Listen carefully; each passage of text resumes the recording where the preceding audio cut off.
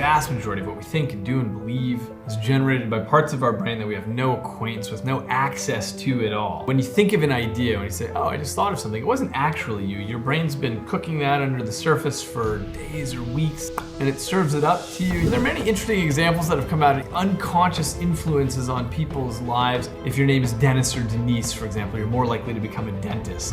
Or it turns out you're statistically more likely to marry somebody else whose first name begins with the same first letter as your first name. So Joel and Jenny or Donnie and Daisy.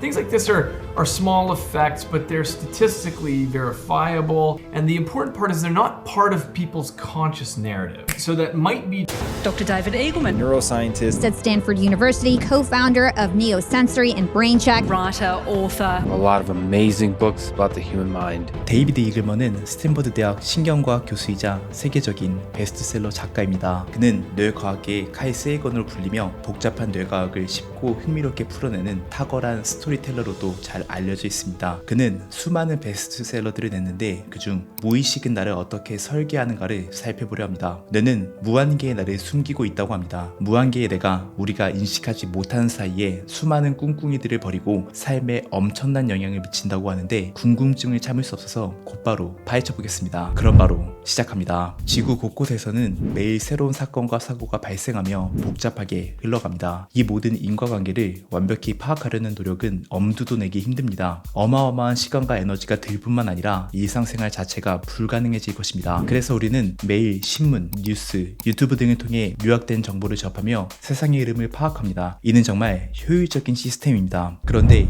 이와 매우 흡사한 시스템이 여러분 아주 가까이에서도 작동하고 있습니다. 지금 이 순간 여러분이 보고 있는 눈과 듣고 있는 귀에서 불과 10cm 이내에 있는 뇌에서 말입니다. 우리의 뇌는 끊임없이 수많은 정보를 받아들이고 저장하고 처리하며 일부를 생각으로 연결하는 등 다양한 활동을 합니다. 하지만 우리는 이 모든 과정을 의식하지는 못합니다. 앞서 설명한 것처럼 만약 우리가 뇌에서 처리하는 모든 정보를 의식적으로 인식해야 한다면 아마도 일상생활은 불가능할 것입니다. 무의식 속에서 수많은 생각들이 전쟁을 하고 그중 극히 일부만 의식으로 떠오릅니다. 이는 마치 세상에서 일어나는 수많은 사건 중 우리가 신문, 뉴스, 유튜브 등을 통해 요약된 정보만 받아들이는 것과 매우 흡사합니다. 무의식이 얼마나 우리 삶에 깊게 침투했는지 알 수 있는 엄청난 사례가 하나 있습니다. 그건 바로 이름의 첫 글자가 같은 사람들끼리 결혼할 확률이 높다는 것입니다. 예를 들어 제임스와 같이 J로 시작하는 사람이 제인과 같은 이름을 가진 사람을 배우자로 선택할 확률이 높은 것입니다. 이는 심리학자 존 존스의 연구팀이 2004년 조지아주 워커 카운티와 플로리다주 리버티 카운티에서 공식 결혼 기록 1만 5천 건을 조사한 결과입니다. 이러한 결과가 나타난 주요 이유 중 하나는 사람들이 배우자를 보며 자신을 떠올리기 때문입니다. 사람은 타인에게서 나타나는 자신의 모습을 좋아하는 경향이 있습니다. 심리학자들은 이것을 일종의 무의식적인 자기애 또는 친숙한 대상에게서 느끼는 편안함으로 해석하고 암묵적 자기중심주의라고 부릅니다. 이 현상은 결혼뿐만 아니라 사람들이 어떤 물건을 선호하거나 구매하는 데에도 영향을 미칩니다. 가상의 브랜드에 차 두 가지를 내놓고 시음을 권한 연구가 있습니다. 두 브랜드 중 하나의 이름에는 피험자의 이름 첫 세 글자가 포함되어 있었습니다. 예를 들어 토미가 시음하는 브랜드 두 개의 이름이 각각 토메바와 롤러라는 뜻입니다. 피험자들은 차를 맛본 뒤 신중하게 결정을 내리지만 자신의 이름 첫 세 글자가 들어있는 브랜드를 선호하는 경우가 대부분이었습니다. 그들이 이 글자들의 연관성을 노골적으로 인식하지는 않았습니다. 그냥 그 차가 더 맛있다고 믿을 뿐이었습니다. 사실 이 두 잔의 차는 모두 같은 주전자에서 따른 것이었습니다. 암묵적인 자기중심주의는 직업을 결정할 때도 영향을 미칠 수 있습니다. 펠럼의 연구팀은 여러 직업의 관련 단체 주소록을 분석한 결과 이름이 데니즈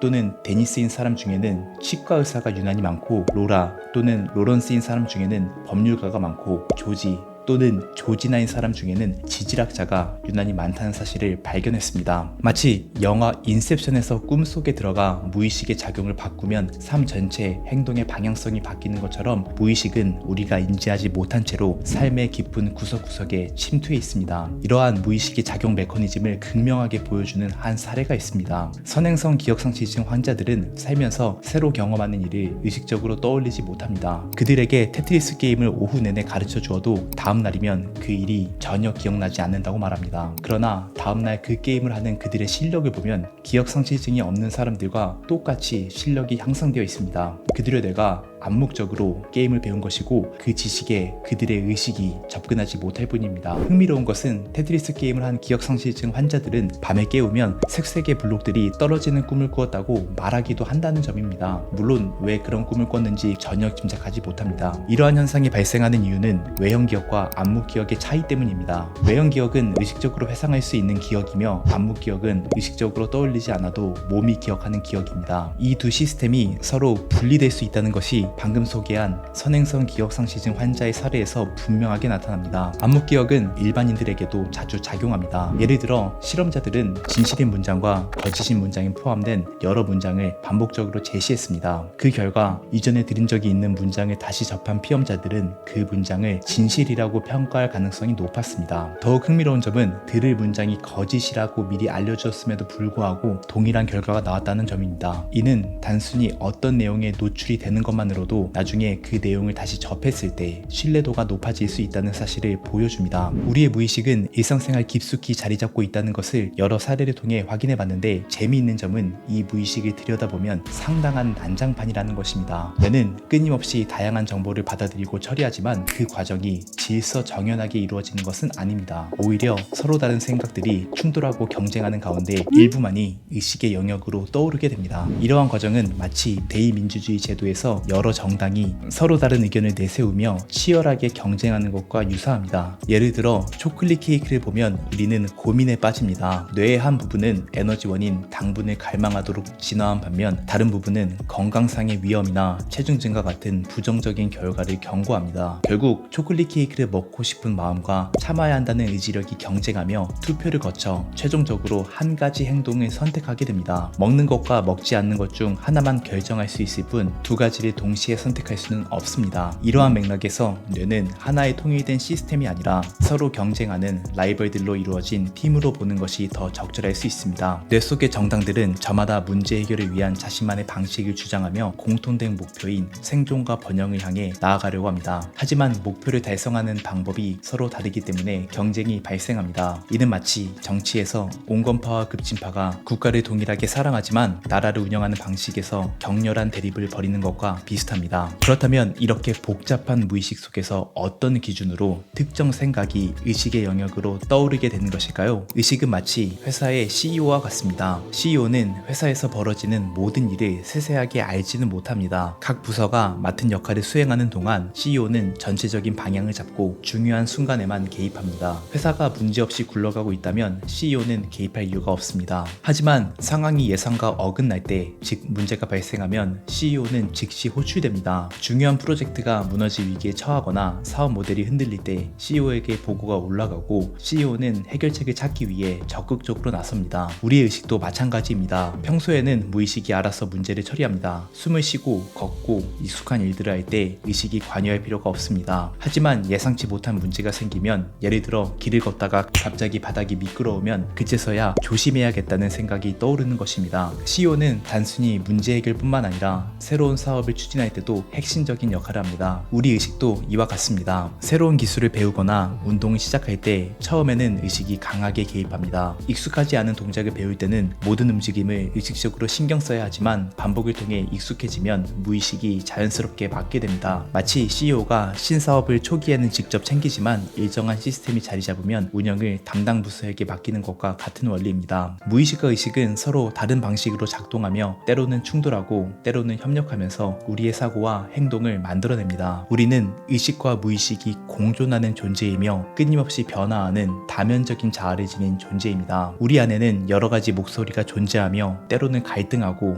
때로는 조화를 이루며 우리를 형성해갑니다. 삶이 때때로 모순적이고 불완전하게 느껴진다고 해서 당황할 필요는 없습니다. 상반되는 감정을 동시에 느끼기도 하고 원하는 바와 실제 행동이 어긋나거나 이성적으로는 알면서도 감정적으로 받아들이기 어려운 순간도 있습니다. 하지만 이러한 모순과 불완전함은 결코 결함이 아닙니다. 오히려 인간의 본질적인 특징으로 봐야 합니다. 이러한 다면성을 인정하는 순간 우리는 자신을 보다 온전하게 받아들일 수 있습니다. 때로는 흔들리고 갈등하고 모순되는 감정을 느끼더라도 그 모든 것이 지금의 나를 이루는 일부라는 것을 받아들일 때 우리의 삶은 더욱 자유로워질 수 있습니다. 오늘 컨텐츠는 데이비드 일그만의 저서 무의식은 나를 어떻게 설계하는가를 토대로 만들었습니다. 이번 영상에서는 암묵적인 기본적인 자기중심주의, 외형기억, 안목기억, 정신의 민주주의, CEO와 같은 의식, 이 4가지 키워드를 중심으로 내용을 풀어봤지만 다루지 못한 다른 좋은 내용들도 많습니다. 보다 자세한 내용을 알고 싶다면 책을 읽어보시길 권해드립니다. 끝으로 책에서 인상 깊게 본 구절을 하나 소개해드리며 마무리하겠습니다. 끝까지 시청해주셔서 감사드립니다.